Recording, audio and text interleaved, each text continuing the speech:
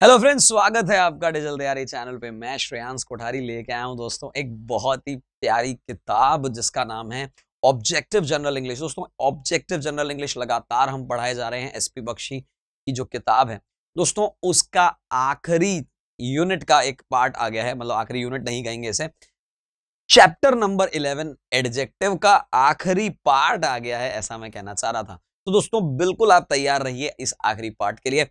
Exercise जो हम कर रहे हैं उसके आखिरी के जो 10 क्वेश्चंस हैं वो इस वीडियो में समाप्त करके अगले वीडियो में लेके आएंगे कुछ और नए चैप्टर्स। चलिए दोस्तों, मैं लिए चलता हूं क्वेश्चन नंबर 21 पे। क्या कहना चाह रहा है 21? Mister Chopra is more senior to me in service. Mister Chopra जो है मुझसे ज्यादा सीनियर हैं सर्विस के मायने में। एक चीज अगर आपको याद होगी दोस्तों, सीनियर जो शब्द है उसके बाद टू आता है, कोई प्रॉब्लम नहीं है। क्यों? क्योंकि सीनियर एक कंपैरेटिव डिग्री शब्द है जिसके बाद टू लगाते हैं हम लोग। नियम यह भी कहता है कि डबल कंपैरेटिव्स का प्रयोग नहीं करते हैं। यानी कि mister Chopra is senior to me in service, service में मुझसे ज्यादा सीनियर हैं, ऐसा कहना चाह रहे हैं। चलिए दोस्तों आगे बढ़ता हूं 22 नंबर पे। The boys prefer playing cricket to hockey. Boys जो हैं प्रेफर करते हैं कि भैया क्रिकेट से ज्यादा वो हॉकी को खेलें। प्रेफर एक वर्ब है, एडजेक्टिवल वर्ब है, एडजेक्टिव के रूप में काम आती है, कंपैरेटिव डिग्री एडजेक्टिव है, और एक ऐसा कंपैरेटिव है जिसके बाद देन की जगह टू आना चाहिए। ये सारी चीजें बताई मैंने और इन सभी नियमों को फॉलो करता हुआ है ये वाक्य। इस कारण से the boys prefer playing cricket to hockey, किसी प्रकार की एरर नहीं है, नो एरर आ जाएगा। क्वेश्चन नंबर 23 देखिए। Because of her frank nature, अपने फ्रैंक नेचर के कारण, I like her the most, वो मुझे सबसे ज्यादा पसंद है। द मोस्ट का प्रयोग तब करते हैं जब इसके बाद में भी कोई नाउन दे रखा होता। जब वो नहीं है तो द भी नहीं है, यानी सेंटेंस बन जाएगा because of her Frank nature I like her most, मुझे सबसे ज्यादा पसंद है। क्वेश्चन नंबर 24 देखिए दोस्तों। She has not broken the window, उसने यह विंडो नहीं तोड़ा है, यह जो खिड़की है ये उसने नहीं तोड़ी है, किसी और ने तोड़ी है। somebody has broken it, somebody के अंदर किसी तो आ गया और गायब हो गया, और गायब हो गया तो यहां क्या आ जाएगा? somebody else has broken it, किसी और ने इसे तोड़ी है, यानी else का प्रयोग किया जाएगा। एक एक चीज को समझते चले जाइए दोस्तों। क्वेश्चन नंबर 25 कह रहा है there are 5 members less in the committee, 5 सदस्य कम हैं। यहां पे 5 मेंबर्स आया है, उसके साथ लेस आया है, बिल्कुल परफेक्ट है ये, कोई तरह की प्रॉब्लम नहीं है, कोई तरह का एरर नहीं है। यहां पे सेंटेंस नो एरर है। 26 देखिए। The rain was plenty, rain बहुत ज्यादा थी लास्ट ईयर यानी पिछले वर्ष, and we had good time, इसलिए खूब आनंद लिया, खूब मजे लिए। और बारिश में किसको आनंद नहीं आता? प्लेंटी शब्द का प्रयोग अगर हम करते हैं तो प्लेंटी ऑफ के रूप में करते हैं। A lot of, a plenty of, बहुत सारे। यहां पे दोस्तों प्लेंटी शब्द नहीं आके आ जाएगा प्लेंटीफुल। मेरी बात को समझिए, आप यहां पे प्लेंटी की जगह लगाएंगे प्लेंटीफुल, यानी कि यहां पे वर्ड एडजेक्टिव के रूप में आएगा। स्पेलिंग ध्यान से देखिएगा, आई आता है प्लेंटीफुल।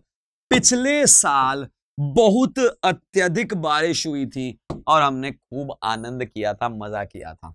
27 देखिए।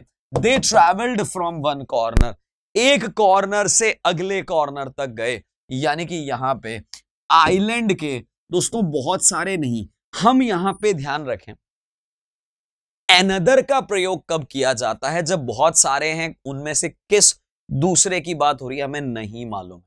यहां स्पेसिफिकली अगर हम कहें उन्होंने ट्रैवल किया एक कॉर्नर से दूसरे कॉर्नर, यानी यहां पे one corner to the other, to another की जगह टू द अदर का प्रयोग किया जाएगा। They travelled from one corner of the island to the other, इस कॉर्नर से उस कॉर्नर तक, इस छोर से दूसरे छोर तक, यही कहना चाह रहे हैं। चलिए दोस्तों क्वेश्चन नंबर 28 देखिए। The Apple was quite raw. अब देखिएगा क्वाइट वाले जो शब्द है ना, वो तीनों एक बार क्लियर कर दूं आप लोगों को। पहले भी एक दो बार मैं क्लियर कर चुका हूं, मैं चाहता हूं कि ये वाली गलती कभी ना करें आप। क्विट का मतलब होता है छोड़ना। ई अंदर है तो चुप है, और चुप है तो शांत है। क्वाइट यानी कि शांत रहना। क्वाइट यानी काफी, और क्विट यानी छोड़ना। क्वाइट, इट्स क्वाइट फार, काफी दूर है। क्वाइट यानी शांति, क्वाइट। चलिए आगे बढ़े हम। तो यहां पे अगर हम देखेंगे तो हम कहना चाह रहे हैं कि एप्पल जो है काफी रॉ था। दोस्तों एप्पल कभी रॉ नहीं होता है, अगर पका नहीं है तो सही एडजेक्टिव जो है अनराइप है। सही शब्द का प्रयोग, सही एडजेक्टिव का भी प्रयोग होना चाहिए। रॉ तो कब चीज होती है, जब आप उसको आर्टिफिशियली कुछ रिफाइन कर रहे हो। इस एप्पल को आप रिफाइन नहीं करोगे, अपने आप होगा, तो कम पका है, अनराइप कह सकते हैं उसे। ध्यान रखिए इन सारे शब्दों का। The Apple was quite raw and it was not tested by the children. बच्चों के द्वारा फिर टेस्ट नहीं किया गया। क्यों? क्योंकि एप्पल काफी अनराइप था। अनराइप था, ना कि रॉ था। वर्ड आपने देखा होगा क्वाइट यानी काफी रॉ था। ये क्वाइट नहीं है, क्वाइट है। चलिए दोस्तों क्वेश्चन नंबर 29 देखते हैं। He will spend his remaining life. दोस्तों कभी भी रिमेनिंग लाइफ नहीं बोलते हैं, रेस्ट ऑफ द लाइफ बोल सकते हैं। रेस्ट ऑफ द लाइफ जो उसकी बच गई है विद हिज डॉटर, वो अपने जिंदगी के साथ, अपनी डॉटर, अपनी बेटी के साथ गुजारेगा, ऐसा कहना चाह रहा है। कभी भी रिमेनिंग नहीं कह सकते क्योंकि अभी वो रिमेनिंग नहीं है। रेस्ट जो बच गई है, पीछे जो शेष है। 30 नंबर देखिए, she is a young lady of 25 years old। कभी भी इस तरह का स्ट्रक्चर नहीं बनाएंगे। स्ट्रक्चर या तो ऐसा बन सकता है, आपको स्कैन में याद होगा, या तो आप लगा सकते हैं she is a 25 years old young lady। Of remove कर दीजिए, ऑफ हटा दीजिए, इसको आगे ले जाइए। She is a 25 years old young lady, या तो ये बनेगा, या फिर आप दूसरा एक काम कर सकते हैं, she is a young lady of 25 years old, हटा दीजिए।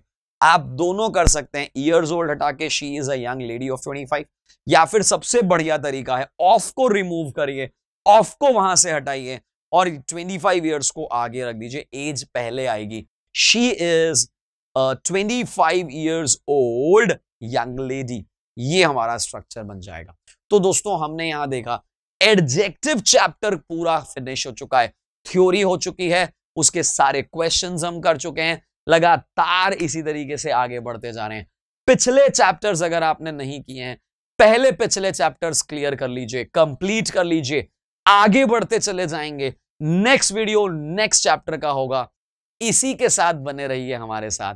Thank you and take care. Please like, share, subscribe digital